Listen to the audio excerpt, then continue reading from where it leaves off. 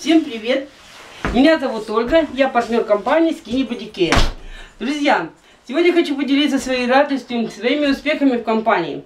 За год работы я начала делать ремонт своего дома. Вчера были у меня рабочие, поменяли мне дверь, ставили одно окно.